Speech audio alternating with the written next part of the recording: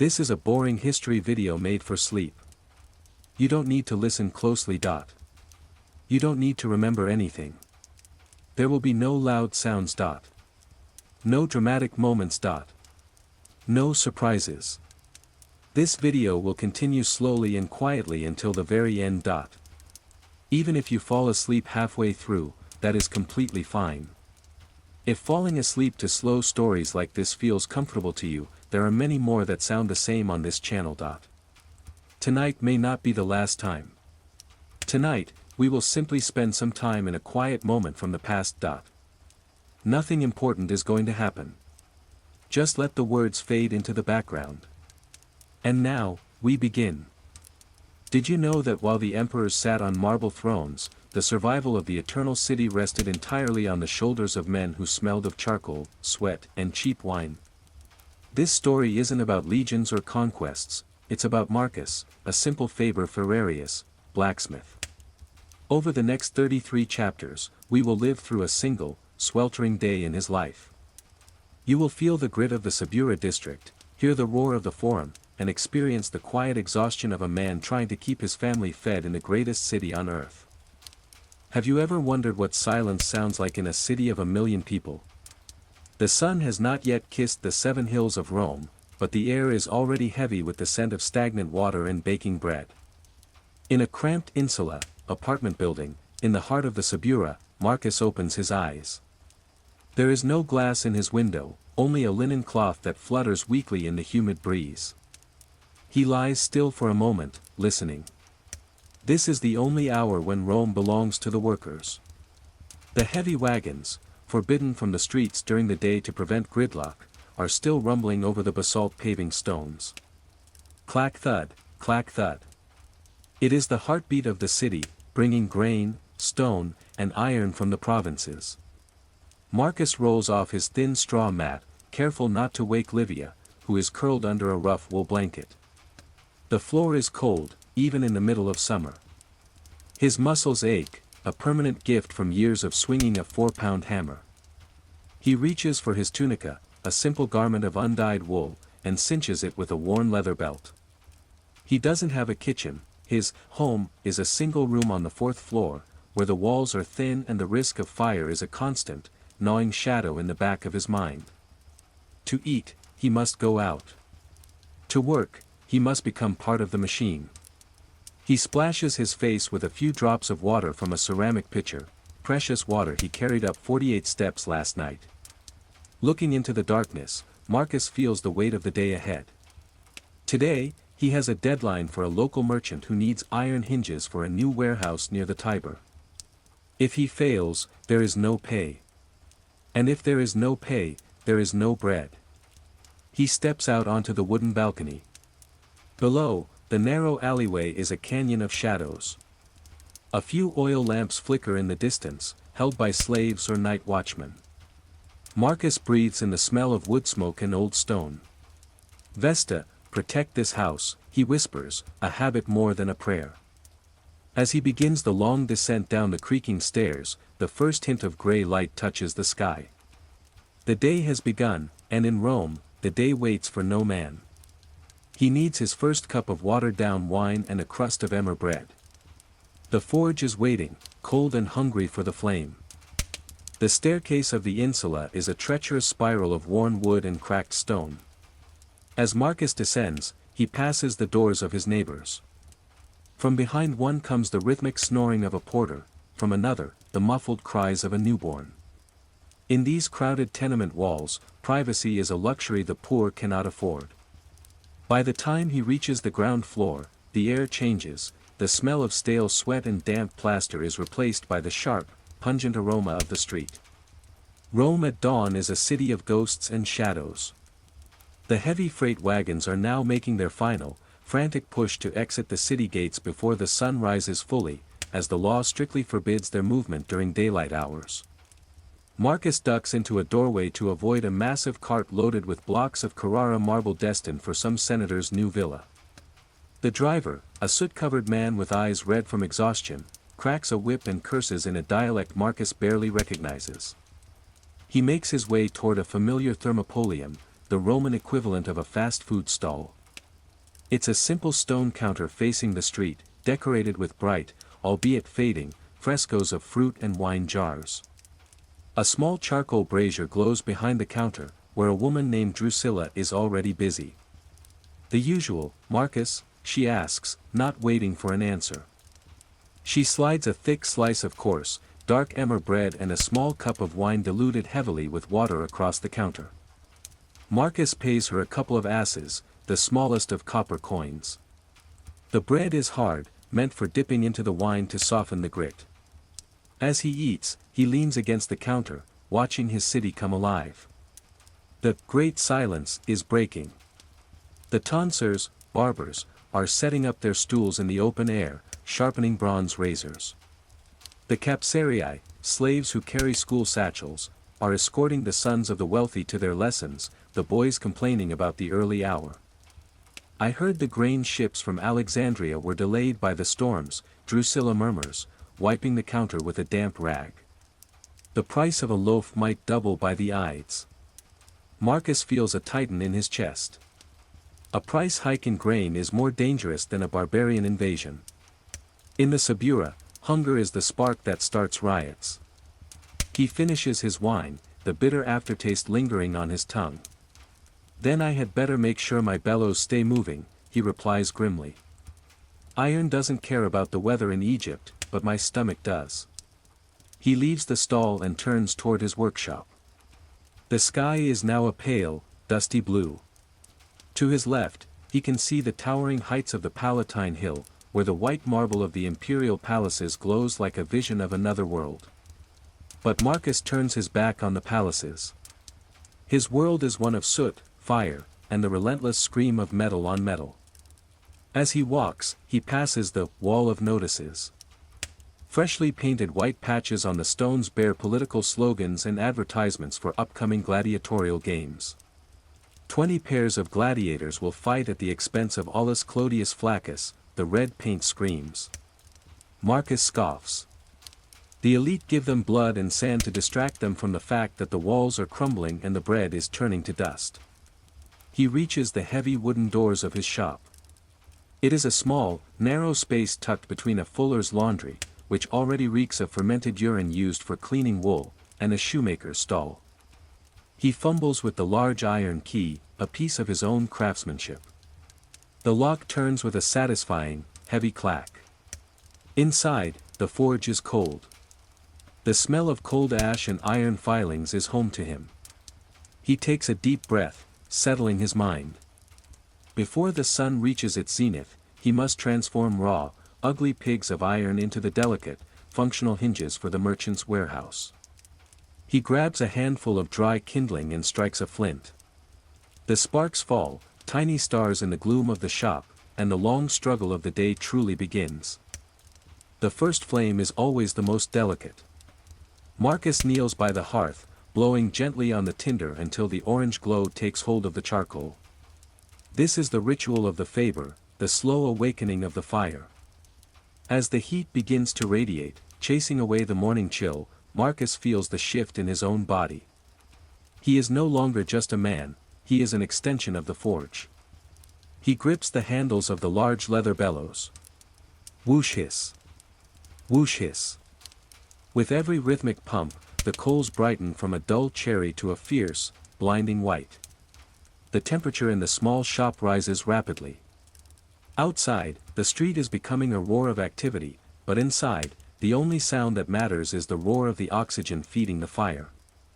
He reaches for his tongs and picks up a heavy bar of iron. It is cold, stubborn, and useless in its current state. He thrusts it into the heart of the coals. Now, he must wait. Iron, unlike bronze, requires a master's patience. If he strikes too soon, it shatters. If he waits too long, it burns away into useless sparks. While the metal heats, his first visitor of the day appears. It isn't a customer, but a young boy named Publius, the son of the shoemaker next door. The boy is barely 7, with skin streaked with leather dye and dirt. "Is it hot enough to melt a soul yet, Marcus?" the boy asks, standing just far enough from the doorway to avoid the heat. "Not a soul, Publius. Just enough to bend a stubborn will, Marcus grunts, his eyes never leaving the fire. Does your father have those straps ready? I have a repair on a merchant's trunk that needs leather backing. He says the leather is still curing. He says the humidity is making the hides sulk. Marcus chuckles, a dry sound in the smoky air. Everyone in Rome has an excuse. He pulls the iron bar from the fire. It is now a vibrant, glowing orange. The heat is so intense it singes the small hairs on his forearms, a sensation he stopped feeling years ago. He moves to the anvil, the incus. It sits on a massive stump of oak, buried deep into the dirt floor to absorb the shock. Clang. The first strike is the announcement. It rings out through the neighborhood, a sharp, metallic bell that tells the Subura that Marcus is at work. Sparks fly like angry hornets, stinging his leather apron. He works with a frantic but precise speed. He has only a few minutes before the iron loses its plasticity. Clang. Clang. Clang. He is shaping the leaf of a heavy hinge. He uses a cross-peen hammer to draw out the metal, widening it with calculated blows. His muscles, corded and scarred, respond with the memory of 1,000 such mornings. Sweat begins to pour down his face, stinging his eyes, but he cannot stop to wipe it. The iron is cooling. The vibrant orange fades to a bruised purple. With a hiss of frustration, he thrusts the metal back into the coals. He wipes his brow with the back of a blackened hand, leaving a smear of soot across his forehead.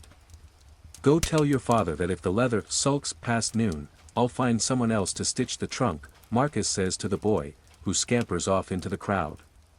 The street is now fully awake.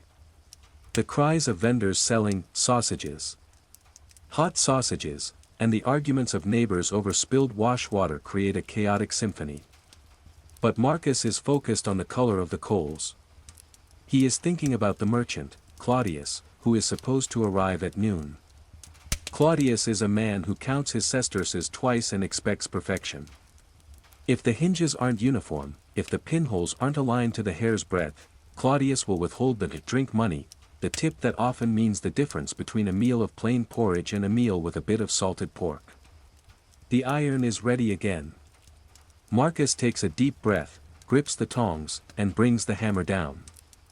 The rhythmic dance of the blacksmith, the heartbeat of Roman industry, continues as the sun climbs higher, turning the city of marble into an oven of stone. The heat in the workshop has become a physical weight. Every breath Marcus takes tastes of sulfur and burnt charcoal. Just as he reaches the peak of his rhythm, the air is filled with a sound that every craftsman fears, a sharp, sickening crack that is higher in pitch than the usual ring of the anvil.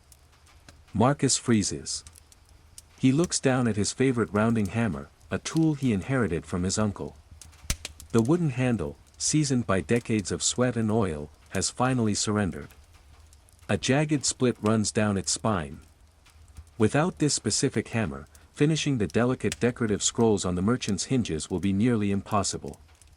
Vesta's breath. Marcus curses, throwing the broken tool onto his workbench. In ancient Rome, a craftsman is only as good as the tools he can maintain.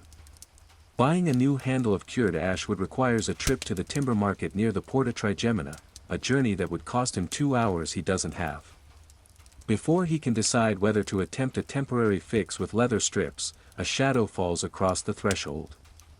It isn't the merchant Claudius, but someone far more troublesome, an aedile's assistant, a minor city official named Varro. He is dressed in a clean, albeit cheap, white toga with a narrow purple stripe, and he holds a wax tablet with an air of immense self-importance. Marcus the smith, Varro says, wrinkling his nose at the smell of the shop. The street outside is blocked by a pile of your slag and old furnace ash. It's an obstruction to the public way. The aedile demands it be cleared by the 2nd hour of the afternoon, or there will be a fine of 50 sesterces. Marcus feels a vain throb in his temple. Varro, that slag has been there since yesterday. I was waiting for the night soil men to take it. I have a deadline for Claudius the merchant. If I stop now, I lose a day's wages. The law doesn't care about your deadlines, Smith, Vero replies, his stylus scratching across the wax. Rome must be beautiful. Rome must be orderly. 50 sesterces. Or clear the path. The official turns on his heel and vanishes into the crowd, leaving Marcus in a silent fury. 50 sesterces is more than he earns in a week of hard labor. He looks at his broken hammer, then at the pile of debris outside, and then at the glowing iron cooling in his forge.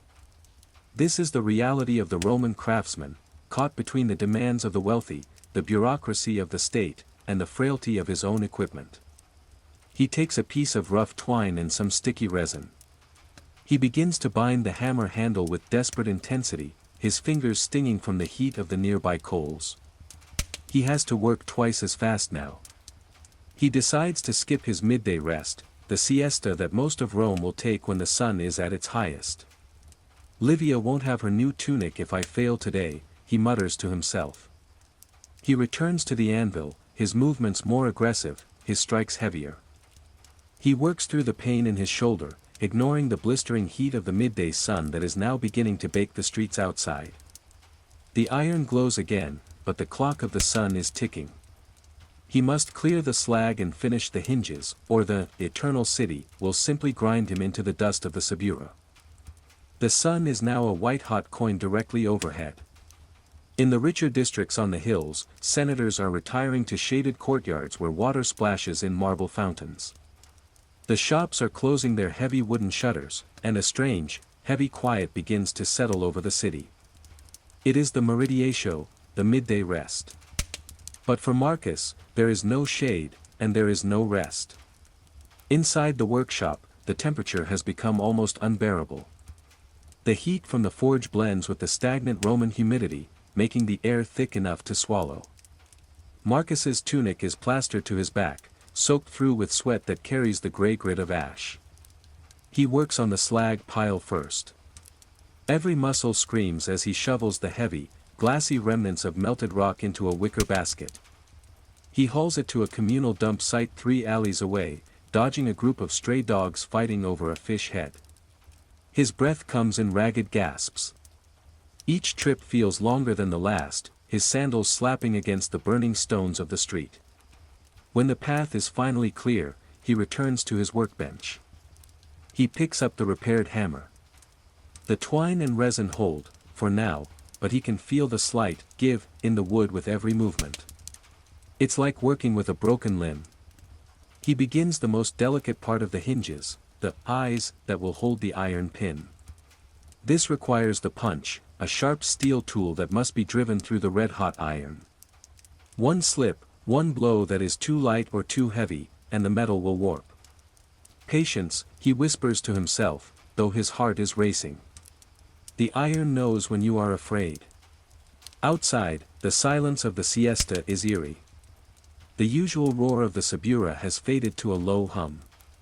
Somewhere nearby, a flute player is practicing a mournful tune, the notes drifting through the heat haze. The contrast is sharp, the delicate music against the brutal, rhythmic thwack of Marcus's hammer. As he works, he thinks of the cooling shadows of the great baths. He imagines the cold plunge of the frigidarium, the water closing over his soot-stained skin. It is a dream that feels as distant as the stars. To be a craftsman in Rome is to be a creature of fire in a city that worships water. He finishes the 3rd hinge. Only 2 more to go. His eyes are red from the smoke, and his throat feels like he has swallowed a handful of dry sand. He reaches for his water jar, but it's nearly empty, only a few warm, metallic-tasting drops remain at the bottom. Suddenly, a loud rap on the doorframe makes him jump. It isn't the merchant Claudius. It's a young slave, breathless and dusty, wearing the livery of a wealthy household from the Aventine Hill. "Are you Marcus the blacksmith?" the boy asks, leaning against the wall.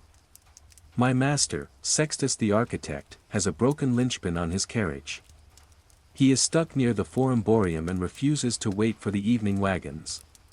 He says he will pay double if you come now with your tools." Marcus looks at the 2 unfinished hinges. He looks at the sun. If he stays, he finishes the merchant's work and avoids a fine. If he goes, he earns enough in 1 hour to buy Livia the fine wool she wants, but he risks losing Claudius as a client forever. The choice is a gamble, and in Rome, the gods love a gambler, but the city punishes the loser.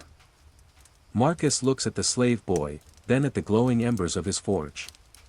The logic of a poor man is often a battle between the certain and the possible. Claudius the merchant is a certainty, a steady, if stingy, stream of income. But Sextus the architect? A man of his standing could pay enough for a single repair to cover Marcus's rent for an entire month. "Tell your master I am coming," Marcus says, his voice raspy. But tell him that speed costs, and Roman heat doubles the price. He doesn't wait for an answer.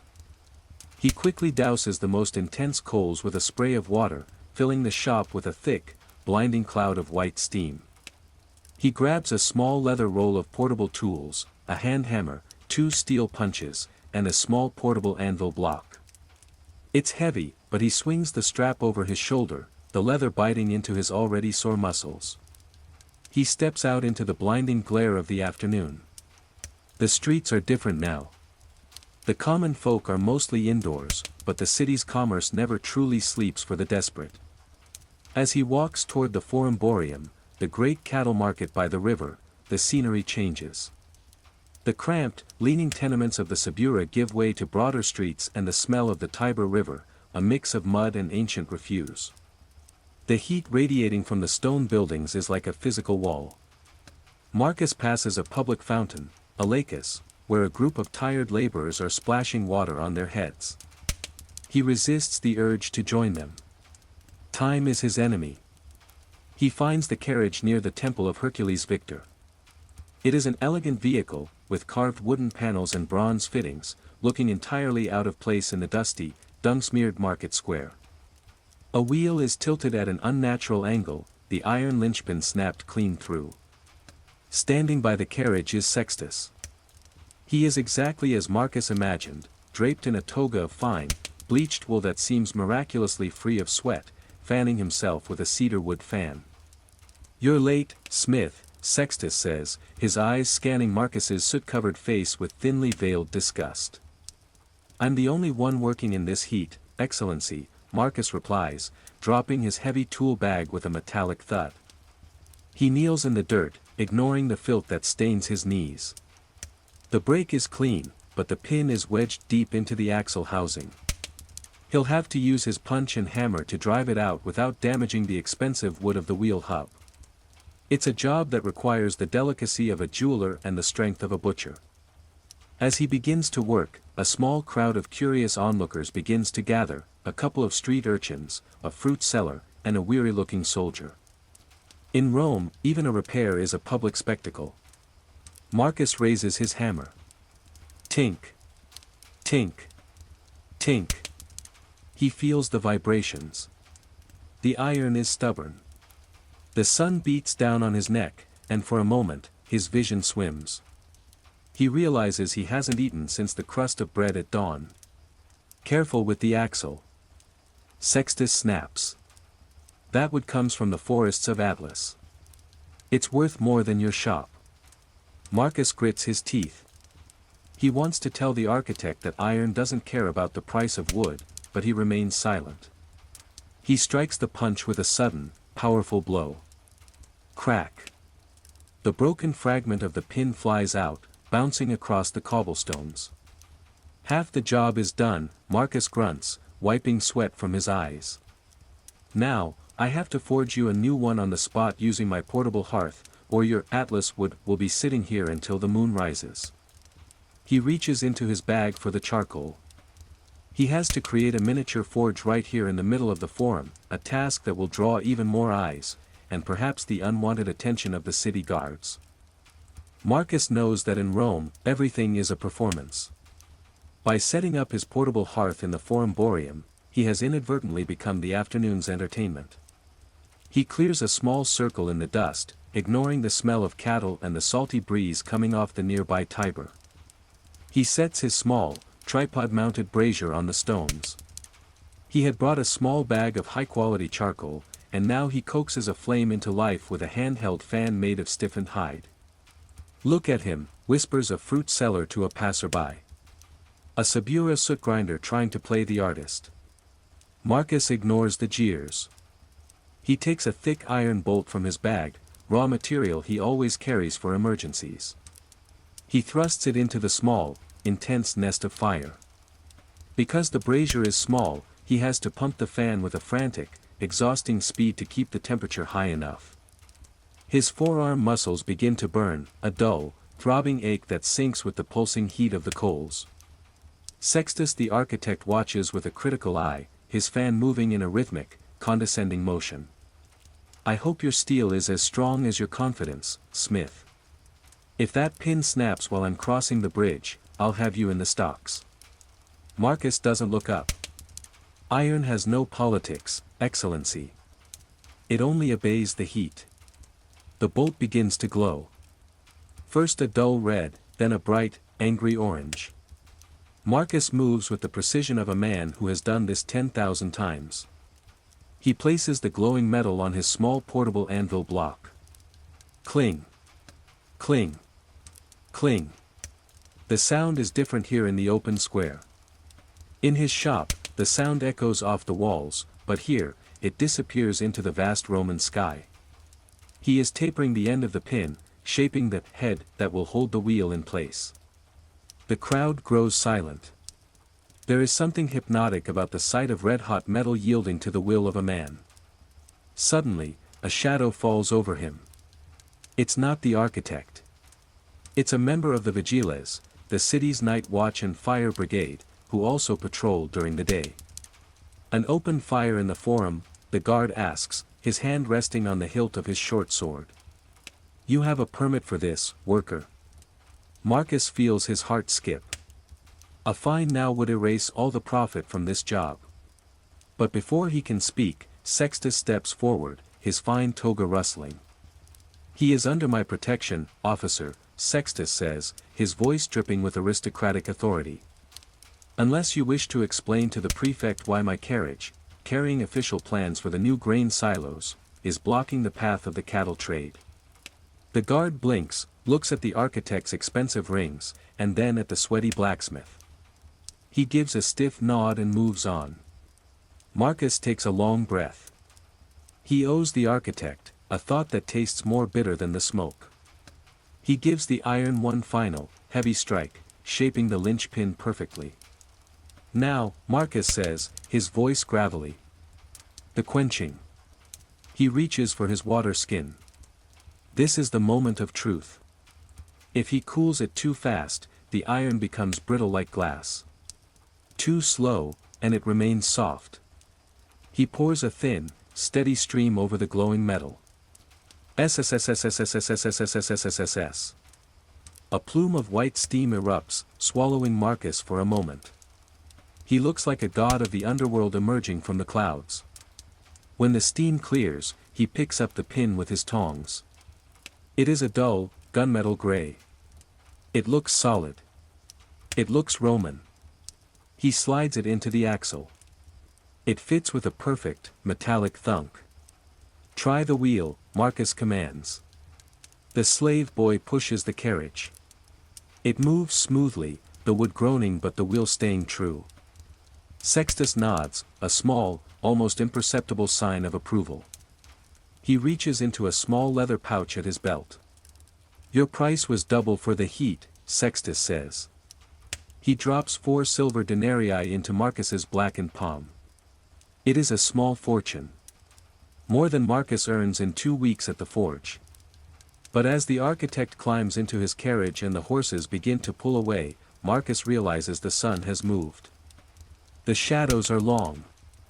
"The merchant," Marcus whispers, panic rising. "Claudius. He has the silver, but he has lost the time." He gathers his tools in a frantic rush. He has to get back to the Sabura before the merchant arrives, or he might find his shop locked and his reputation in ruins. The 4 silver denarii feel heavy and warm in Marcus's palm, a victory, but one that tastes of growing anxiety.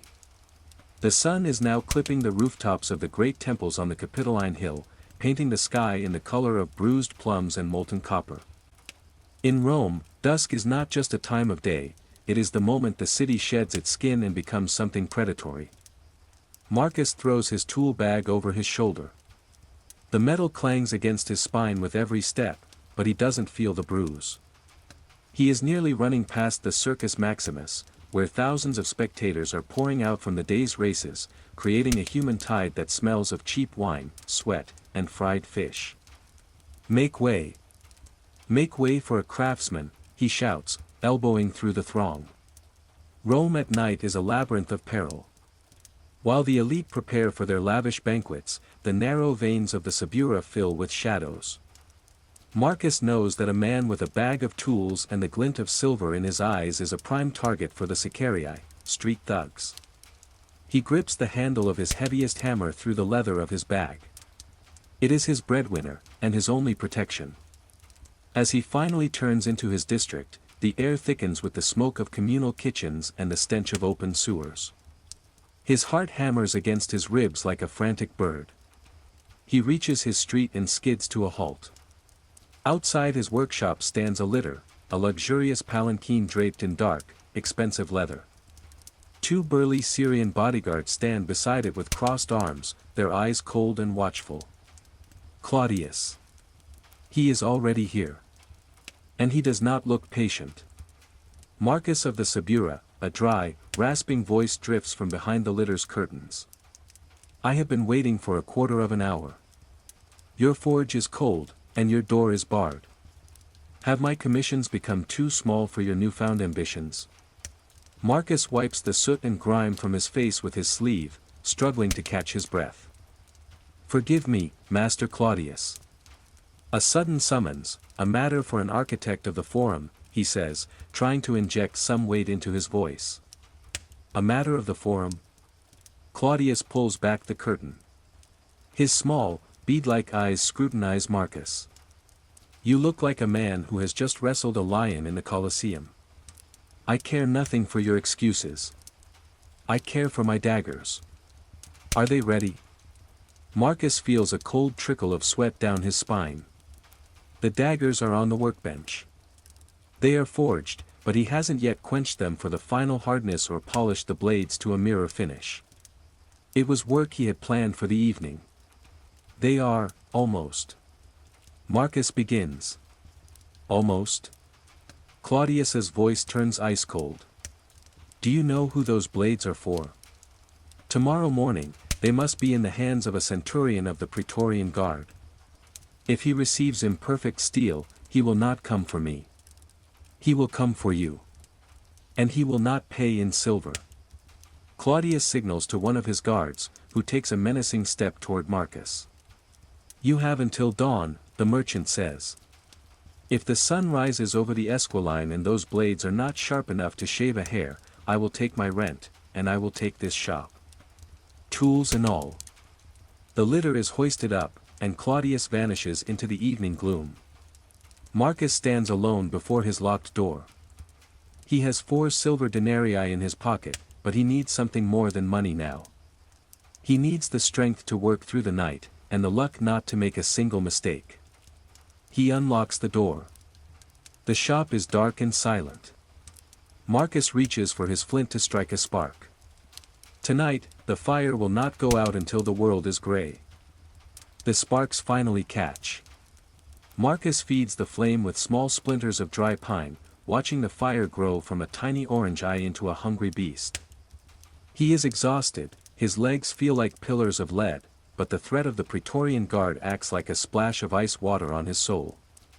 The 2 daggers lie on the anvil, dull and unfinished. They are beautiful in their raw form, shaped with the fuller groove down the center to reduce weight, but they lack the soul that only the final heat treatment can give. Focus, Marcus, he mutters, his voice echoing in the empty shop. Steel is like a woman, it remembers how you treat it. He begins the process of normalizing the metal. He heats the blades to a specific dull red, then lets them cool slowly in the air. This relieves the internal stress of the iron. If he skips this, the blades might warp or crack during the final quench, and a cracked blade means a ruined life. As he waits for the metal to change color, the sounds of the nighttime Sabura bleed through the walls. He hears the high-pitched laughter of a nearby tavern and the distant, rhythmic chanting of a religious procession dedicated to Isis. Somewhere above him, in the higher floors of the insula, a couple is arguing about a broken jar. The heat of the forge begins to dry the sweat on his skin, leaving white streaks of salt. He reaches for a small jar of oil, precious olive oil mixed with animal fat. Most smiths use water for quenching, but for high-quality daggers, oil is better. It cools the metal more gently, making it tough rather than brittle. He pulls the first dagger from the coals. It is glowing with a ghostly, even crimson light. Cling. He holds it up, checking the alignment. His eyes are stinging from the smoke, but his gaze is clinical. He plunges the blade into the oil. Whoosh! A burst of flame erupts from the jar as the oil ignites on contact. Thick, black smoke curls toward the ceiling. Marcus holds the blade steady, feeling the vibrations through the tongs as the molecules of the steel rearrange themselves into a hard, crystalline structure. He pulls it out. The blade is now black, covered in a crust of burnt oil. He tests it with a file. The file skids across the surface without biting. Hard enough, he whispers. But he is only halfway there. A hard blade is useless if it's too brittle, it would snap like glass upon hitting a shield. Now he must temper it, heating it a second time to a much lower temperature to give it back some flexibility. He places the daggers on the edge of the hearth, watching for the oxide colors. He needs to see a faint straw yellow creep across the steel. If it turns blue, it's too soft. If it stays gray, it's too hard. The silence of the shop is broken only by the hiss of the charcoal. His head drops for a second, the weight of the day nearly crushing him. He snaps awake just as the first hint of yellow appears on the steel. Not yet, not yet. He breathes, his hand trembling slightly. Just as he prepares to pull the blades away, a frantic pounding starts at his street door. It isn't the slow, heavy knock of an official. It's a rhythmic, desperate drumming of small fists. Marcus. Marcus, help. It's Publius, the shoemaker's son. His voice is shrill with terror. The timing couldn't be worse. The daggers are at the critical, straw yellow, stage of tempering. If Marcus leaves them near the heat for even 60 seconds too long, the steel will soften, becoming nothing more than expensive ornaments. But the panic in Publius's voice is a sharp blade of its own. Marcus. The fire. It's the bakery. Marcus feels his blood turn to ice. In a city built of wood, brick, and crowded ambitions, fire is the ultimate predator. The bakery was only 3 doors down. If it went up, the entire block, including his shop and the insula where Livia slept, could be reduced to ash before the Vigilas even found their buckets. He grabs the tongs, snatches the daggers from the heat, and plunges them into a bucket of slack water to stop the tempering process. Sis. They are safe for now, but unfinished. He grabs his heavy leather apron and runs to the door. The street is no longer dark. A flickering, orange light dances against the stone walls of the alley. Thick, oily smoke is pouring from the ground floor of the bakery. People are already pouring out of the tenement buildings, screaming in a dozen different languages, Latin, Greek, Syrian, and the rough tongues of the northern tribes. The flour dust, someone yells. It caught the oven spark. Marcus sees Publius's father, the shoemaker, frantically trying to pull a heavy wooden cart away from the bakery's entrance to clear a path. Marcus rushes to his side, his blacksmith-strong shoulders catching the weight of the wood. Together, they heave the cart aside just as a window above the bakery shatters from the heat. Where is the water? Marcus bellows over the roar of the flames. The fountain is dry, a woman screams, clutching her children. The pipes are blocked. This is the nightmare of the Sabura. The Roman aqueducts are the marvel of the world, but the corrupt local overseers often diverted the water to private villas, leaving the poor to burn. Marcus looks at the bakery. The fire hasn't reached the main supports yet. If they can smother the initial flame in the grain room, they might save the street.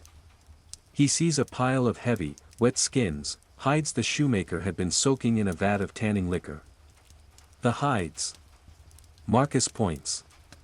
Grab the wet hides.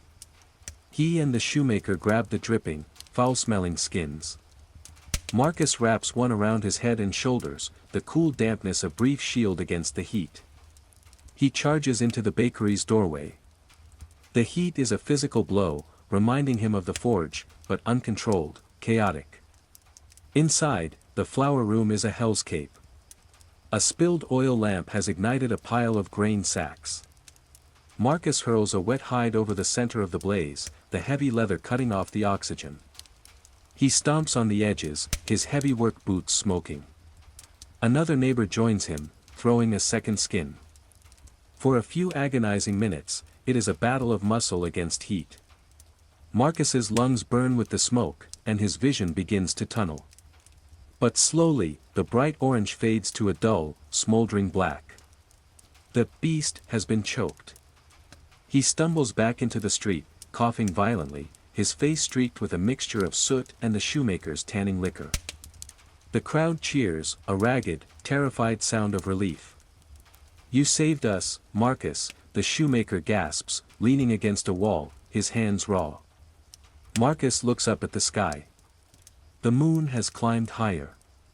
He isn't thinking about the fire anymore. He is thinking about the Praetorian daggers. He is thinking about the time he has lost. "I have to go," Marcus wheezes, ignoring the thanks of his neighbors. He sprints back to his shop. He has saved his home, but he may have still lost his life to the merchant's greed. He bursts through his door and looks at the bucket. The daggers are there, cold and black. He has to restart the fire. He has to polish the blades. And the sun is already beginning to whisper its arrival on the eastern horizon. The shop feels like a tomb as Marcus stumbles back inside. His lungs are screaming from the bakery's smoke, and his hands are shaking, a dangerous sign for a man who must work with microscopic precision. He looks at the water bucket. The daggers are safe, but they are dead. They have no edge, no luster, and the tempering process was interrupted so abruptly that he isn't even sure of their structural integrity. By Vulcan's hammer, he wheezes, dropping to his knees to blow on the dying embers of his forge. "Give me one more hour. Just one." He feeds the fire with the most expensive charcoal he owns, pure oak that burns hot and fast. As the glow returns to the room, Marcus sets to work. The final stage is the most grueling, grinding and polishing. In a modern world, a machine would do this in minutes. In Rome, it is a battle of stone against steel. He moves to the large, circular grinding stone in the corner. He pours a trickle of water over the grit and begins to tread the foot pedal. Whir-clack, whir-clack. The stone begins to spin. He holds the first dagger against the spinning surface. Scree! The sound is a high-pitched wail that sets his teeth on edge. Sparks fly into his face, but he does not blink. He is grinding the secondary bevel, the bite of the blade. He has to maintain a perfect 15-degree angle by feel alone. If his hand slips by a fraction, the edge will be wavy, and the Praetorian will reject it. Minutes bleed into what feels like hours. His back is a map of agony, and the blister on his thumb has popped, rubbing raw against the tang of the blade. After the coarse stone comes the whetstone, a smaller, finer slip of oil-soaked rock. He hones the edge by hand, moving the blade in rhythmic, circular motions. Swish. Swish. Swish. He tests the edge on a scrap of leather. It slices through like a hot wire through lard. "One," he mutters. The second blade goes faster, fueled by the sheer adrenaline of desperation. But as he finishes the second hone, he notices a pale, ghostly light creeping under the gap of his door. It isn't the orange of a fire or the yellow of a lamp. It is the cold, unforgiving blue of the pre-dawn. "No," Marcus whispers. He grabs a rag dipped in a mixture of fine pumice and oil. He begins to buff the blades, scrubbing with a ferocity that threatens to tear his skin. The black soot and oxidation give way to a shimmering, silver brilliance. The fuller grooves catch the light, reflecting the growing brightness of the room. The sounds of the city are changing. The heavy wagons are gone, and the first sweep of the street cleaners' brooms can be heard. The Sabura is waking up.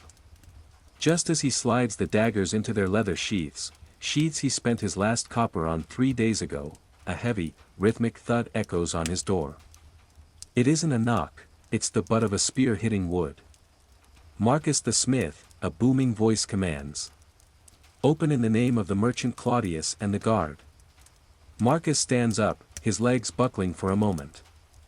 He wipes his face, but he only succeeds in smearing more blood and soot across his features.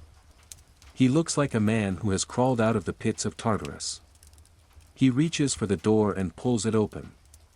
Standing there is the Syrian guard from the previous evening, and beside him, a man in a plumed helmet and polished bronze breastplate. The centurion. The sun breaks over the rooftops, hitting the centurion's armor and blinding Marcus for a second. The day has arrived. The centurion, a man named Valerius, does not step into the shop. He looms in the doorway, his shadow stretching across the dirt floor like a dark omen. He smells of expensive cedar oil and old leather, a sharp contrast to Marcus, who reeks of smoke, sweat, and the foul tanning liquor of the shoemaker. The merchant Claudius tells me you are the best smith in this God's-forsaken district, Valerius says, his voice a low, disciplined rumble. He also tells me you are prone to distractions. Marcus says nothing. He simply reaches for the 2 daggers resting on the workbench and holds them out on a clean piece of linen. His hands are trembling, not from fear, but from the sheer physical exhaustion of a man who has fought fire and steel for 24 hours straight. The centurion picks up the first blade. He ignores the polished shimmer of the steel and goes straight for the balance. He rests the dagger on one finger at the guard. It sits perfectly level, a testament to Marcus's mastery of weight distribution. Then comes the test of the edge. Valerius pulls a single thread of crimson silk from his cloak. He lets it drift through the air and brings the blade up in a swift, horizontal arc. The silk doesn't snag, it doesn't bunch. It simply parts into 2 silent halves, falling to the floor like autumn leaves. The Syrian guard lets out a low whistle. The temper? Valerius asks, his eyes narrowing. A blade that cuts silk might shatter against a gull's ribcage. It was oil-quenched and double-tempered, Excellency, Marcus rasps, his throat feeling like he swallowed hot coals. It will bend 30 degrees before it snaps, and it will hold that edge through 100 thrusts. Valerius looks Marcus in the eye. He sees the soot-stained face, the singed hair from the bakery fire, and the raw, bleeding thumb. A soldier recognizes a man who has been in the trenches of his own making. You look like you've been to the front lines of the Rhine and back, Smith, Valerius says, a ghost of a smile touching his lips. He slides the daggers into his belt. Claudius. Pay the man. And add a silver denarius for the smoke he's inhaled on my behalf. The merchant, Claudius, who had been hovering nervously in the background, steps forward. He looks disappointed that he doesn't have a reason to seize the shop, but he dare not argue with a praetorian. He counts out the agreed sum and tosses an extra silver coin onto the anvil. You got lucky, Marcus, Claudius hisses as the centurion turns to leave. Don't let the fire get so close next time. As they depart, the tension that has been holding Marcus upright for hours suddenly evaporates. He collapses onto his stool, his head falling into his hands. The shop is quiet again, save for the crackle of the dying forge. He has his shop. He has his tools. And in his pouch, he has enough silver to feed his family for months and buy Livia the finest wool in the market. But the day is not over. The sun is only just beginning its climb, and the city of Rome is hungry for more. The silence that follows the centurion's departure is heavy, filled only by the distant chime of a bell and the settling of the charcoal. Marcus remains slumped on his stool, his eyes half closed. The silver coins on the anvil catch the morning light, but they feel abstract, like tokens from a dream. His body has entered a state beyond tiredness, a hollow, vibrating ache that makes his very bones feel brittle. He is startled back to reality by the sound of light, hurried footsteps. A woman's silhouette appears in the doorway, framed by the golden dust motes of the morning. It is Livia. Her face is pale, her hair partially escaped from its pins, and her tunic is smudged with ash from the night's chaos. "Marcus," she cries, rushing to him. She doesn't care about the soot on his skin or the metallic smell of his clothes. She throws her arms around his neck, checking him for burns. "I woke up to the screams. They said the bakery was gone, that you were inside the flames. Why did you not come home when the fire was out?" Marcus lets out a long, shaky breath, leaning his forehead against her shoulder. "The daggers, Livia. If I had stopped to sleep, Claudius would have taken the keys to this door by noon. The Praetorian just left. We are safe. The shop is ours." She pulls back, looking at the silver on the anvil. Her eyes widen, but the relief is quickly replaced by a stern, maternal worry. She notices the raw skin on his hands and the way his chest heaves with every breath. "You are a fool," she whispers, though her voice is thick with affection. "A brave, stubborn fool. You saved the street, and now you look like a ghost that has wandered out of the underworld. You cannot work today. Not another strike." "I have to, the merchant's hinges." Marcus gestures vaguely toward the unfinished work from yesterday, the reason he had been so stressed before the architect's carriage changed everything.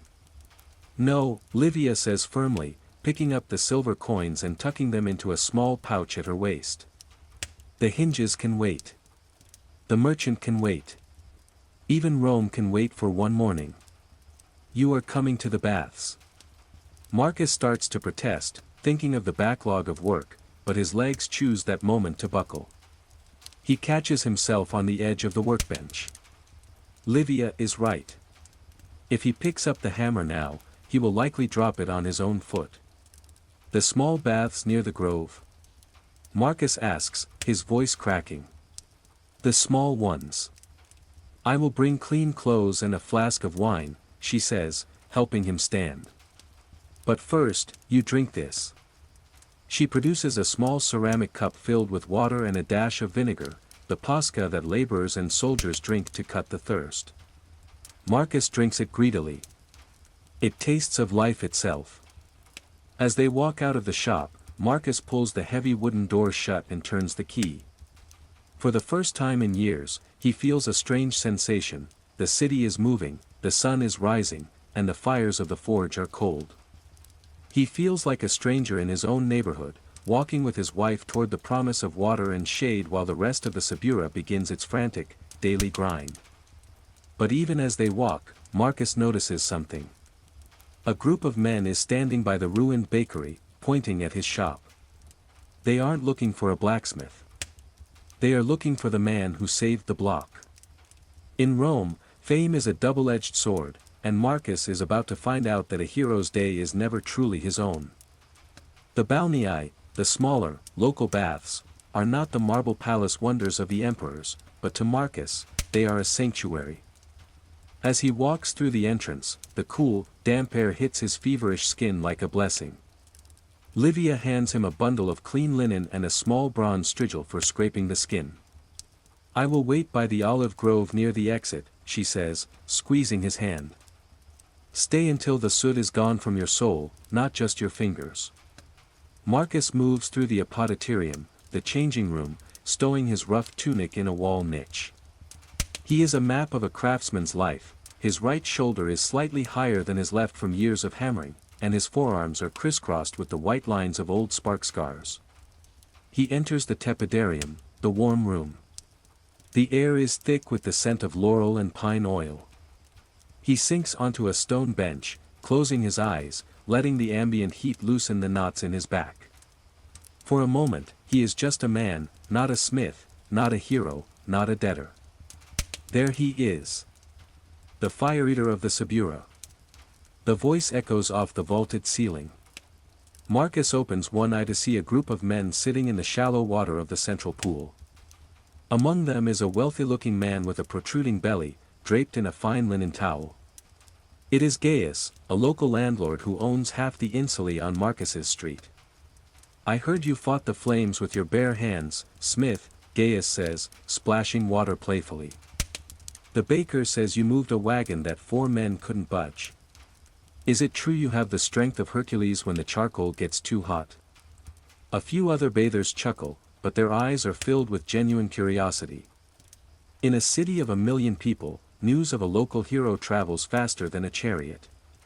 "I only moved what needed to be moved, Excellency," Marcus replies, trying to sink back into the shadows. "I had daggers in the forge that were more dangerous than the fire." Modesty. A rare virtue in Rome, Gaius barks. He stands up, his wet feet slapping against the tiles as he approaches Marcus. "Listen, Marcus. A man who can save a bakery can certainly save a villa. I have a summer house in Tiber. The gatehouse has rusted shut, and the local hacks are afraid to touch the intricate Greek locks. Come to my office tomorrow. I'll pay you 3 times the standard rate." Marcus stares at the man. Yesterday, he was begging for a merchant's drink money. Today, work is chasing him into the very water meant to wash his day away. He realizes that the fire didn't just burn the bakery, it forged a new reputation for him. "I will come, Excellency," Marcus says, his voice steady despite his exhaustion. He moves into the caldarium, the hot room, where the floor is heated by a furnace below. He sits in the intense steam, feeling the grime of the forge finally weeping out of his pores. He uses the strigil to scrape the gray paste of oil, sweat, and ash from his arms. Underneath the filth, his skin is raw and red, but clean. As he finally plunges into the frigidarium, the ice-cold pool, the shock of the water steals his breath. It is a violent, beautiful rebirth. He emerges shivering but clear-headed. He dresses in the clean tunic Livia brought. As he leaves the baths, the midday sun is high, but the world looks different. He isn't just a simple craftsman anymore, he is a man of note. But as he reaches the olive grove to find Livia, he sees her talking to a man in a dark, hooded cloak, a man who doesn't look like a landlord or a soldier. He looks like trouble. The olive grove provides a deceptive sense of peace. The silver-green leaves rustle in the breeze, masking the low hum of the city. But the man standing next to Livia is a jagged stone in a smooth field. He is thin, with fingers that move restlessly, and his cloak, though dark and plain, is made of a tight weave wool that suggests a quiet, dangerous wealth. As Marcus approaches, the man turns. He has a scar that splits his left eyebrow, giving him a permanent expression of cynical amusement. Livia looks uneasy, she steps toward Marcus the moment he nears. "Marcus," she says, her voice tight. "This man, he says he has a commission. He wouldn't wait for you to return to the shop." The stranger smiles, revealing teeth that are surprisingly white for a resident of the Subura. "Forgive the intrusion, Master Smith. My name is Vindex. I deal in specialized hardware. Word of your work for the Centurion Valerius reached certain ears. High-quality steel that bends but doesn't break. That is a rare commodity in the alleys of Rome." Marcus places a protective arm around Livia. He knows the look of a man like Vindex. He is a locator, a middleman for the guilds that operate in the shadows, the men who run the gambling dens, the protection rackets, and the nocturnal acquisitions. "I am a smith of the forge, not a smith of the shadows," Marcus says, his voice a low growl. "If you want a door hinge or a kitchen knife, come to the shop tomorrow. Today, the fire is out." "Oh, it's not a knife I need," Vindex purrs, stepping closer. The smell of expensive musk and old wine clings to him. "I need a set of keys. But not for any lock you've ever seen. I need them made of a specific bronze alloy, coated in lead so they don't clink against a belt. And I need them by the time the moon reaches the temple of Diana tonight. Marcus narrows his eyes.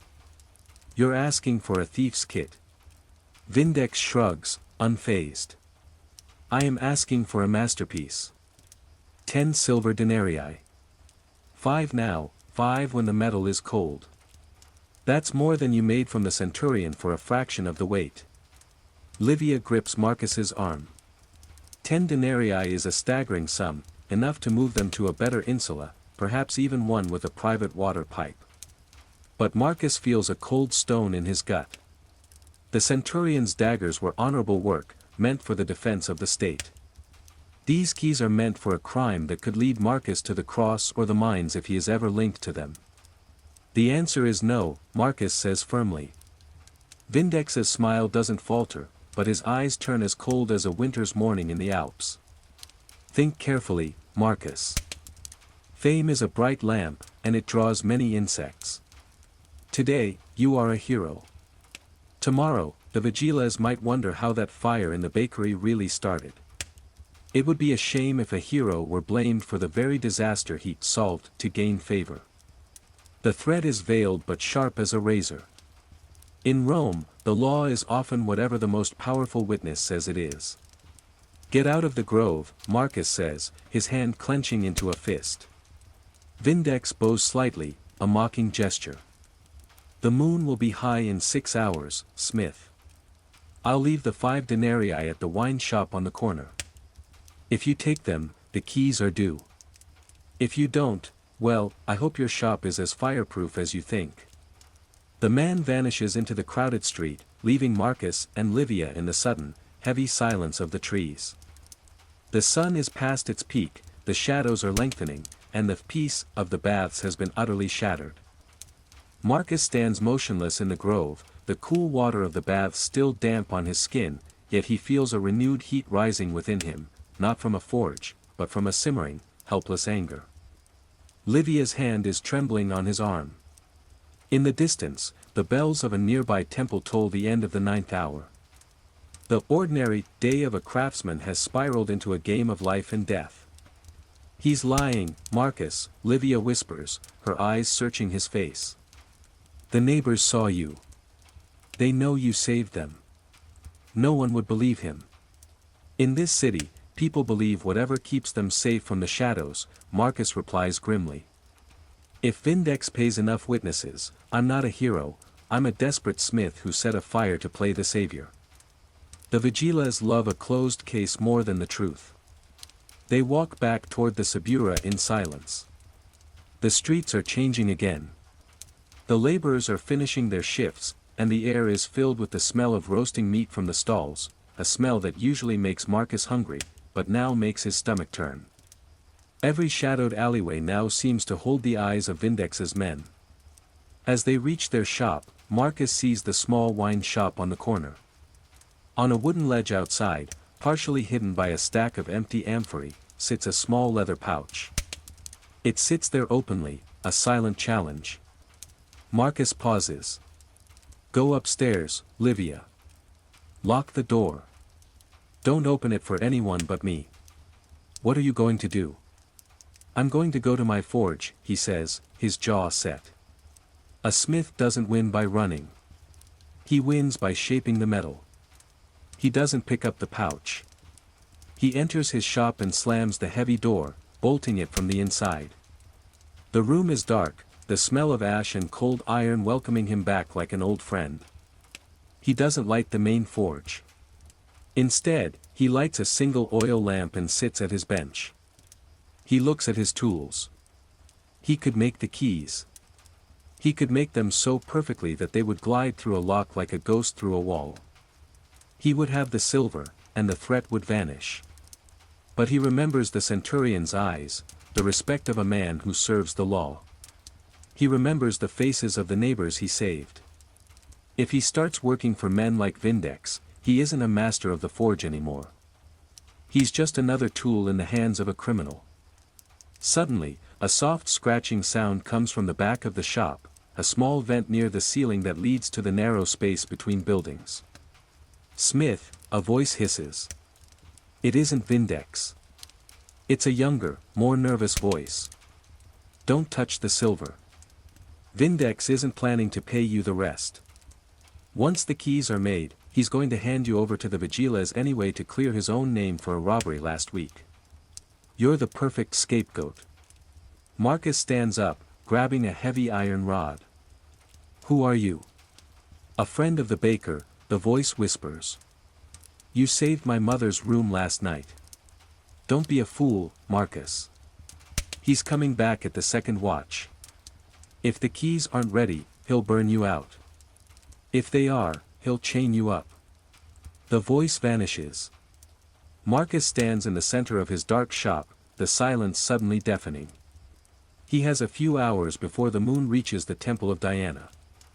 He has no allies, no guards, and the law is a weapon being pointed at his chest. But he is a blacksmith. He knows how to turn a weakness into a weapon. He looks at his scrap pile, pieces of brittle, overfired iron and a jar of quick-acting corrosive acid used for etching. You want keys, Vindex? Marcus mutters, a dark wit flickering in his tired eyes. I'll give you keys. But they won't be made of bronze. Marcus works in the dim, flickering light of a single lamp, his movements deliberate and hushed. To any spy peeking through the cracks in the shutters, it would appear he is complying. He takes a bar of low-grade, porous iron, metal he usually discards because it is riddled with internal fractures and impurities. In the language of the forge, this is cold-short iron. It looks solid, it feels heavy, but it has no soul. If you apply a sudden torque, it doesn't bend, it snaps like a dry twig.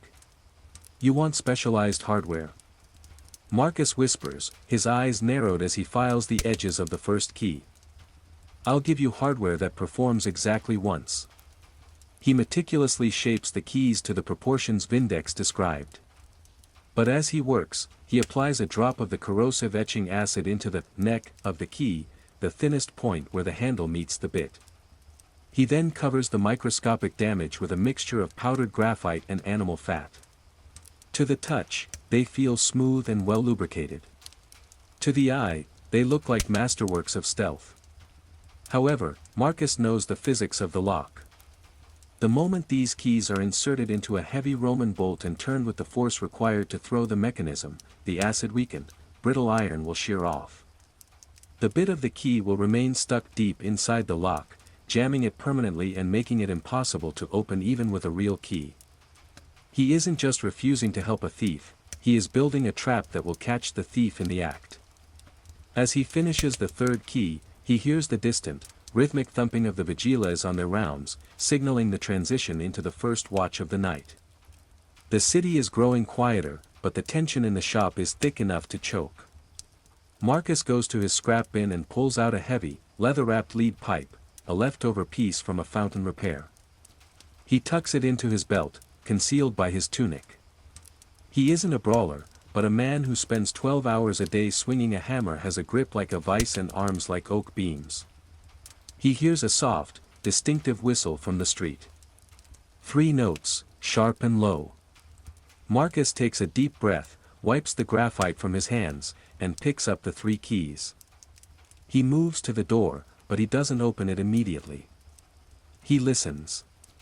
He hears the shuffling of feet, not just one man, but at least 3. Vindex didn't come alone. The moon is touching the temple, Smith, Vindex's voice purrs through the wood. Do you have my hardware, or should I start looking for a torch? Marcus unbolts the door. He stands in the threshold, the dark street stretching out behind the figures of Vindex and 2 hulking shadows in cheap wool cloaks. The keys are here, Marcus says, holding them out in his open palm. He keeps his voice flat, devoid of the anger he feels. They are lead-coated, as you asked. Silent. Efficient. Vindex reaches out, his thin fingers snatching the keys. He holds one up to the moonlight, testing its weight. He turns it over, his eyes searching for flaws. Beautiful, Vindex murmurs. You really do have the touch of a god, Marcus. It's a pity you chose the wrong side of the law. Vindex glances at the shadows behind him and gives a subtle nod. The two men begin to move, closing the circle around Marcus. Marcus sees the shift in their shoulders before they even take a step. In the forge, you learn to read the tension in a piece of metal before it snaps. Here, he reads the tension in their bodies. As the first shadow lunges, Vindex steps back into the darkness of the alley, a satisfied smirk on his face. The attacker is a head taller than Marcus, reaching for a knife tucked into his waistband. But Marcus isn't a soldier who dances, he is a man of weight and momentum. Instead of backing away, Marcus steps into the man's space. He swings his blackened, hammer-calloused fist in a short, brutal arc. It's not a graceful punch, it's a strike delivered with the force of a 3-pound sledge. It connects with the man's jaw with a sickening crack. The attacker's head snaps back, and he collapses into the dirt like a sack of grain. Kill him. Vindex hisses, his voice losing its oily calm. The second man is more cautious. He draws a short, rusted blade and circles to the left. Marcus reaches behind him, his hand finding the heavy lead pipe he had tucked into his belt. But he has a better idea. He backs into the doorway of his own shop. Come into my house, then, Marcus growls, his voice rasping from the smoke of the day. The man lunges, the blade whistling through the air. Marcus dodges, the steel slicing nothing but his tunic. He retreats further into the darkness of the shop. The attacker, blinded by the transition from moonlight to the dim glow of the dying embers, stumbles over the anvil's oak stump. In that heartbeat of confusion, Marcus doesn't use the pipe. He grabs a pair of long-handled tongs resting in the cooling slack tub. He doesn't strike, he reaches into the heart of the forge where a few coals still burn with a vengeful, hidden heat. He snaps the tongs shut on a glowing cherry-red coal and thrusts it toward the man's face. The smell of singed hair and the sudden, blinding brilliance of the coals send the attacker into a panic. He falls backward, screaming, as the heat grazes his cheek. Marcus follows up with a decisive blow from the lead pipe to the man's shoulder, numbing his arm and sending the knife clattering to the floor. Marcus turns his gaze to the doorway. Vindex is still there, his hand reaching into his cloak. The keys, Vindex, Marcus says, stepping back into the moonlight, the heavy tongs still in his hand. They won't work. I've forged your failure into the very grain of the metal. Try to turn them, and you'll be trapped in whatever house you're trying to rob. And when the vigiles find you, they won't find a blacksmith, they'll find a thief with a broken key. Vindex looks at the keys in his hand, then at his two groaning men on the ground. He sees the fire in Marcus's eyes, a heat more dangerous than any furnace. For the first time, the predator looks like prey. This isn't over, Smith, Vindex spits, but he begins to back away into the shadows. Rome is a small city for a man who makes enemies of the guilds. And a very large one for a man who can't open a door, Marcus retorts. Vindex vanishes into the labyrinth of the Subura. Marcus stands in the street, chest heaving, the adrenaline finally beginning to ebb, leaving a crushing weight of fatigue in its wake. He looks at the two men on the ground. They are already stirring, clutching their injuries.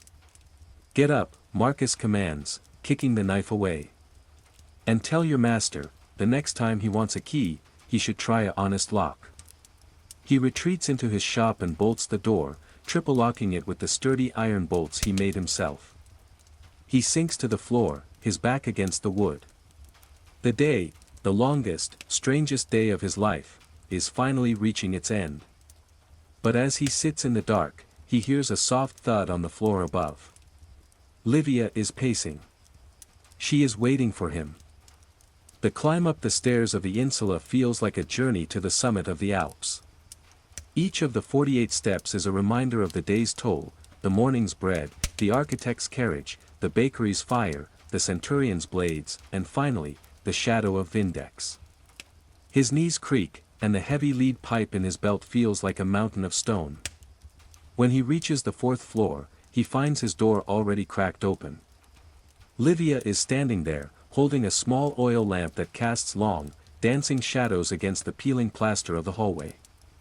She looks at his torn tunic, the fresh bruise on his cheek, and the soot that seems to have become a permanent part of his skin. Without a word, she reaches out and pulls him inside. The room is small, barely large enough for their bed, a wooden chest, and a small table, but it smells of home. She has prepared a bowl of lentil pottage, kept warm over a tiny brazier. It is humble food, the food of the Roman working class, but to Marcus, it is a feast fit for the emperor himself. "Is it done?" she asks softly, barring the door behind him. "It is done," Marcus rasps, sinking into the single wooden chair. The keys were a lie, and Vindex is a snake. But he knows now that this smith has teeth. He tells her everything as he eats, his voice low so as not to wake the neighbors through the thin walls. He tells her about the brittle iron and the trap he set. Livia listens, her hands busy cleaning the scrape on his hand with a cloth dipped in wine. "You did the right thing," she says, her voice steady. "But Rome has a long memory, Marcus. Tomorrow, the sun will rise, and the merchant Claudius will still be stingy, the aedile will still be looking for fines, and Vindex will still be in the shadows." Marcus looks at the small window. Through the linen cloth, he can see the distant, glowing lights of the Palatine Hill. Up there, the world is marble and silk. Down here, it is grit and survival. "I know," Marcus says, leaning his head back. "But today, we didn't just survive. We held our ground. The shop is ours, the rent is paid, and the children in the bakery are sleeping in their beds because of us." He pulls the 5 silver denarii from his pouch, the ones he earned from the centurion and the landlord. He lays them on the table. They shine with a quiet, honest light. "Tomorrow," Marcus says, his eyes finally fluttering shut, "I will finish the merchant's hinges. I will fix the landlord's locks. And I will forge something for you, Livia. Something beautiful. Not because we need the coin, but because I am still a master of my craft." He doesn't even have the strength to move to the bed. He falls asleep in the chair, his hand still resting near the silver, the rhythm of his breathing finally slowing to match the quiet heartbeat of the sleeping city. But even as Marcus sleeps, the city of Rome is turning. In a dark alley 3 streets away, a thief is trying to turn a brittle iron key in a heavy lock. And somewhere else, a centurion is showing off his new daggers to a general. The day is over, but the story of the Roman smith has only just begun. The sun does not rise with a shout in the Subura, it arrives as a hesitant, gray filter through the smog of a million cooking fires. Marcus wakes not to the sound of an alarm, but to the familiar, sharp clack thud of a distant wagon hitting a loose paving stone. He is still in the chair. His neck is stiff, and his muscles feel as though they have been quenched in cold water while still red hot, hard, brittle, and protesting every movement.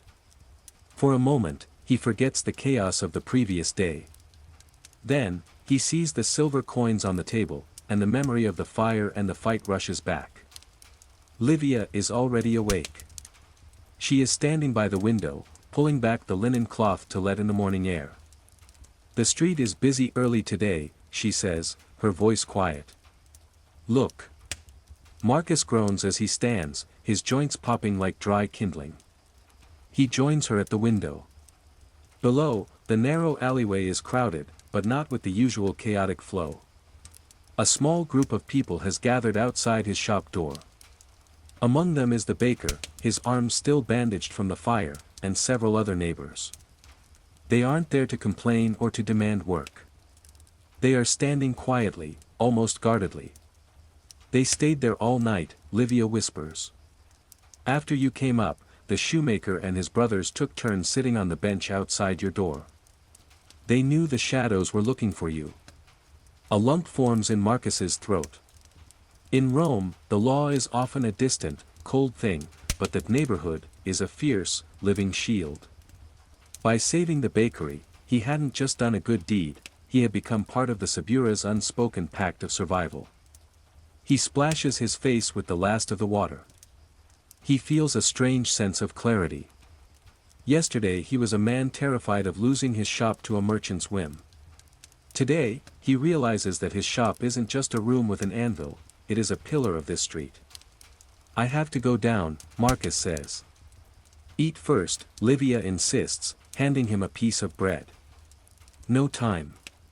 The fire in the forge is out, and the iron is cold. A smith who doesn't work is just a man with a heavy hammer.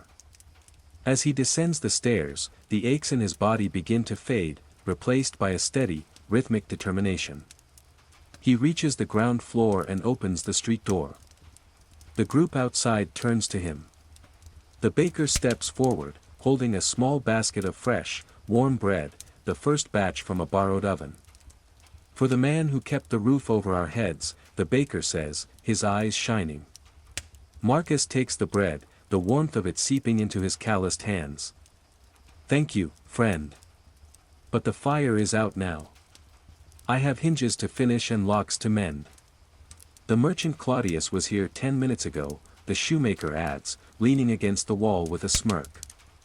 He saw us all standing here. He didn't say a word. He just left a note saying there is no rush on the hinges, as long as the quality is as high as the daggers. Marcus smiles. Even a predator like Claudius knows when the wind has shifted. He steps into his shop. The smell of ash is still there, but the air feels different, lighter. He moves to the forge, clears away the old clinker, and strikes his flint. The sparks fly, bright and hopeful. This is the start of a new day. It is an ordinary day, filled with the same heat, the same sweat, and the same smoke. But as the bellows begin to breathe and the first glow appears in the charcoal, Marcus knows he is no longer just a simple craftsman. He is Marcus of the Subura, and his hammer strikes with the weight of the whole street behind it. The rhythm of the morning is finally settling into a familiar song. Whoosh hiss. Whoosh hiss. The bellows are the lungs of the shop, and today, they feel stronger than ever. Marcus is working on the merchant's hinges, his hammer falling with a relaxed, confident precision. He is no longer fighting the iron, he is guiding it. Around mid-morning, a shadow falls across the threshold. It's not the heavy, menacing shadow of a guard, nor the hurried shadow of a customer. It is a small, thin shadow that stays perfectly still. Marcus stops his hammer and looks up. Standing in the doorway is a boy, perhaps 12 years old. He is dressed in a tunic that has been patched so many times it looks like a mosaic, and his face is scrubbed clean, though his hands are stained with the telltale gray of charcoal dust. I am Decimus, the boy says, his voice cracking slightly with the effort of being brave. I saw you at the bakery. I saw how you handled the heat. My father was a charcoal burner in the hills, but the fever took him. I want to learn the language of the hammer. Marcus wipes the sweat from his brow, leaving a streak of black across his forehead. He looks at the boy's thin wrists and narrow shoulders. The forge is a cruel master, it eats the weak and bends the strong. The language of the hammer is mostly blisters and backache, boy, Marcus grunts, turning back to the glowing iron. Go find a baker or a weaver. Their work doesn't try to burn your eyes out every hour. I've tried, Decimus says, stepping into the shop despite the heat. The weaver said I was too slow. The baker said I ate too much. But I can watch a fire for 10 hours without blinking. I know how the wood turns to coal. I know when the heat is hungry and when it is tired. Marcus pauses. He remembers himself at that age, hungry, desperate, and looking for a way to prove he wasn't just another mouth to feed in the teeming slums of Rome. He looks at his own hands, scarred and thickened by decades of toil.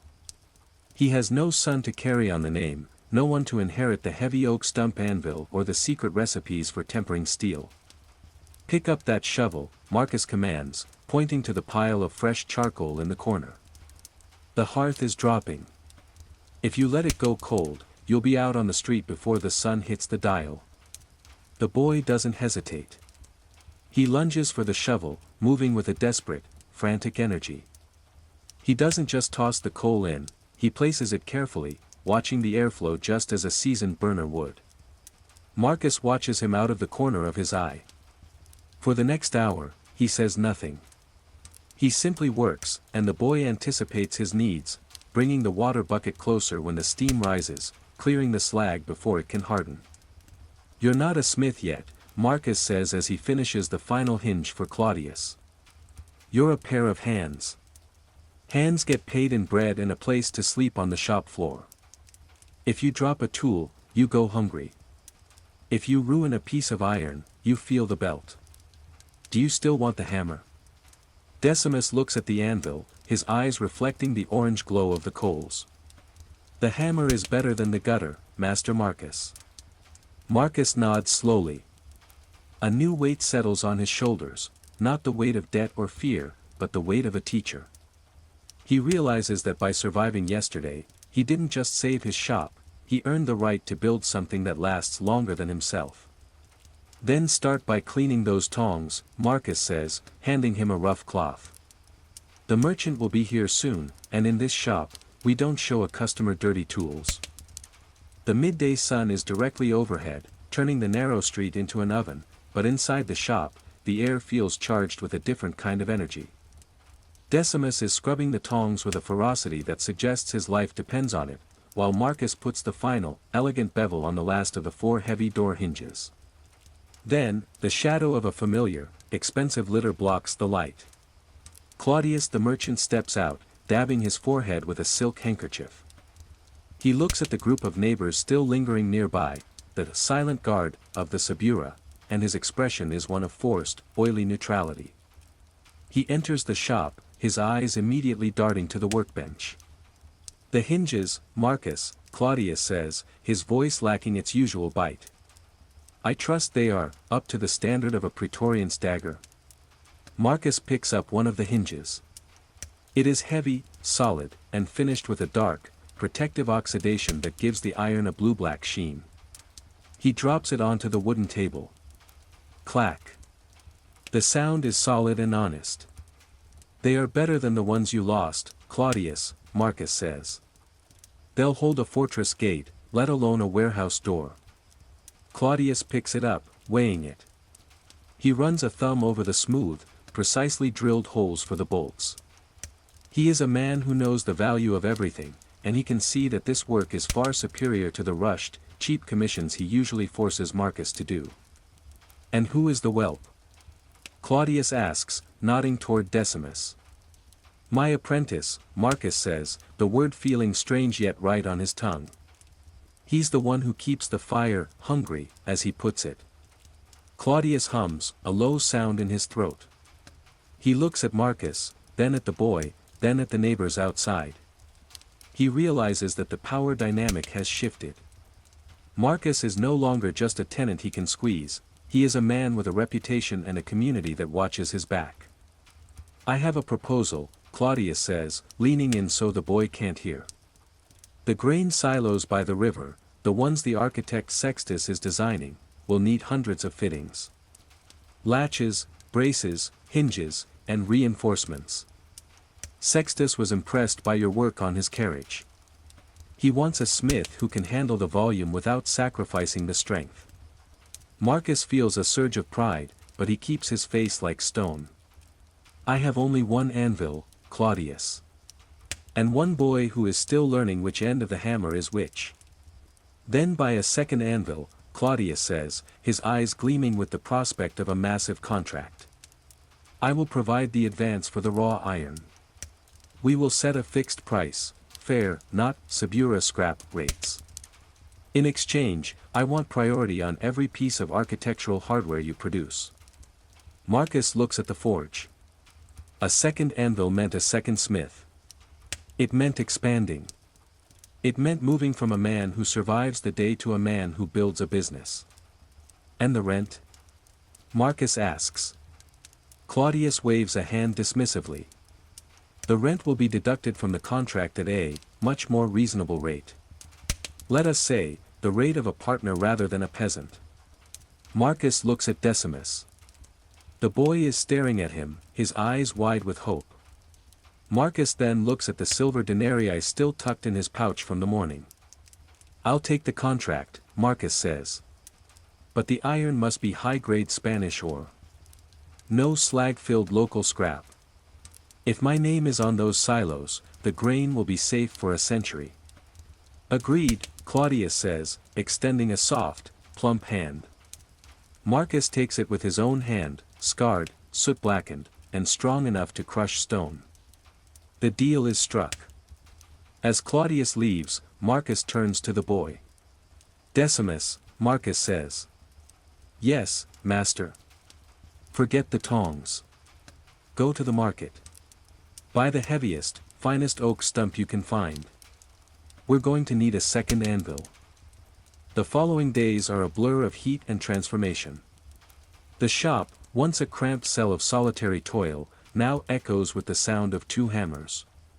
Marcus has installed the second anvil, a massive, singing block of iron set into a fresh oak stump that smells of the deep forests. Decimus is proving to be more than just a pair of hands. He has a fire eye, an intuitive sense for the exact moment the iron reaches the color of a ripening cherry. He spends his days preparing the raw bars while Marcus handles the intricate shaping of the grain silo braces. But success in the Subura is like a bright flame in a dark forest, it attracts eyes from far away. One afternoon, as the heat of the day begins to wane, a carriage far grander than Sextus's rolls into the narrow street. It is draped in purple silk, and the 4 guards accompanying it wear the polished breastplates of a senator's private security. The neighbors fall silent, retreating into the doorways. This is not the merchant's business, this is the business of the Palatine Hill. A man steps out. He is elderly, with a face like a piece of carved marble, noble, cold, and immensely powerful. He carries a scroll sealed with green wax. Marcus the smith, the man asks. His voice is quiet, yet it carries over the roar of the forge. Marcus sets down his hammer and signals for Decimus to stop. The boy looks terrified, clutching the bellows handle like a lifeline. Marcus wipes his hands on his apron and steps forward. I am Marcus. I am Tullius, secretary to Senator Valerius Messala, the man says, unrolling the scroll. The senator has seen the daggers you forged for his centurion. He has also heard of your resourcefulness in the Forum Boreum. It is rare to find a man who understands both the soul of the steel and the urgency of the moment. Marcus feels a cold prickle of apprehension. The higher you climb in Rome, the thinner the air becomes. I am honored, Excellency. But I am currently under contract for the city's grain silos. The silos are important for the belly of Rome, Tullius says with a thin, sharp smile. But the senator is concerned with the spirit of Rome. He is refurbishing the family mausoleum on the Appian Way. He requires a set of ceremonial gates, gates that must look like they were woven from lace but be as strong as the walls of the city. He wants the fire eater to forge them. Marcus looks at the scroll. The diagrams show intricate vines of iron, lions' heads with rings in their mouths, and symbols of the senator's lineage. It is a work of art, not just utility. It is the kind of job that defines a master's career. There is one condition, Tullius adds, his eyes locking onto Marcus's. The senator is a man of tradition. He believes that a master's hand should not be distracted by the clatter of the common market. If you take this commission, you work for him alone until the gates are hung. No hinges for merchants. No braces for architects. Marcus looks around his shop. He looks at Decimus, who is waiting for his master's word. He looks at the pile of iron from Claudius, the merchant who had finally treated him with respect. To accept the senator's offer is to enter the world of the elite, wealth, protection, and a name that would be known in the villas of the great. To refuse is to risk offending a man who could crush this shop with a single sentence. I have a contract with Claudius, Marcus says slowly. And my word is as solid as my iron. Tullius raises an eyebrow. Contracts can be bought, Marcus. And loyalty to a merchant is a small thing compared to the favor of a senator. Think carefully. I will return at dawn for your answer. If you say yes, the gold will be delivered. If you say no, well, The senator does not like to be told that his family's honor must wait behind a grain silo. The carriage pulls away, leaving a cloud of dust and a suffocating silence in the shop. The shop is silent, the only sound the dying crackle of the charcoal. Decimus stands frozen by the second anvil, his eyes wide. He is young enough to think that a senator's favor is the same thing as a god's blessing. "Master," the boy whispers. "That was enough gold in that scroll to buy this whole street. We could move the forge to the hills. Away from the smell. Away from the Sabura." Marcus doesn't answer. He walks over to the grain silo braces he finished this morning. He runs his hand over the rough, honest strength of the metal. These braces will hold the food that feeds the very people who stood outside his door when the fire was hot. "Gold has a way of turning into lead once you're owned by the Palatine, Decimus," Marcus says, his voice heavy. That evening, Marcus doesn't go to the baths. He sits on his doorstep, watching the life of the Sabura pass by. He sees the baker's wife carrying a tray of bread. She nods to him with a smile of genuine kinship. He sees the shoemaker's son playing in the dirt with a toy Marcus fixed for him weeks ago. If he accepts the senator's offer, he must shut his doors to these people. He would become a court smith, a man who makes beautiful things for people who will never know his name, while the world he actually belongs to rots for want of a good hinge or a sturdy tool. Worse, he would be a man who broke his word to Claudius. And in Marcus's world, a man's word is the only thing the fire cannot melt. At dawn, the purple-draped carriage returns. The secretary, Tullius, steps out, looking even more impatient than the day before. He doesn't even wait for Marcus to speak. "The senator has already informed the architect Sextus that you are being reassigned," Tullius says, holding out a heavy leather bag that clinks with the unmistakable sound of gold aurii. "Sign the tablet, and we will begin moving your equipment to the senator's private estate by noon." Marcus doesn't reach for the gold. He stands tall, his hammer held loosely at his side. "Tell the senator that I am humbled by his offer," Marcus begins, his voice clear and resonant. "But a gate to a tomb is for the dead. My iron is for the living. I have a contract with the people of this city to ensure their grain is dry and their doors are secure. I will not break my word to the merchant, nor will I abandon the shop that the people of this street helped me save." Tullius freezes. He looks at Marcus as if the smith has suddenly sprouted a second head. You are refusing. You realize a word from the senator could have the Vigilas tear this roof down by sunset? "The senator is a man of tradition," Marcus counters, stepping forward. "He wants gates that represent his family's honor. Ask him this: what honor is there in a gate forged by a man who breaks his vows? If I betrayed Claudius for your gold today, I would betray the senator for someone else's gold tomorrow." Tullius opens his mouth to speak, but stops. He is a politician's man, he recognizes a stalemate of logic. He looks at the surrounding neighbors, who have once again begun to gather, their faces grim and expectant. "You are a dangerous man, Marcus," Tullius says, pulling the gold back. "Dangerous because you cannot be bought. The senator will hear of this. Whether he respects your honor or decides to crush it, that remains to be seen." The carriage thunders away. The street holds its breath. Decimus looks at Marcus, his face pale. "Master, did we just sign our death warrant?" Marcus looks at the forge, then at the bright, rising sun. "No, Decimus. We just decided who we are. Now, get the fire started. We have 100 braces to finish before the moon rises."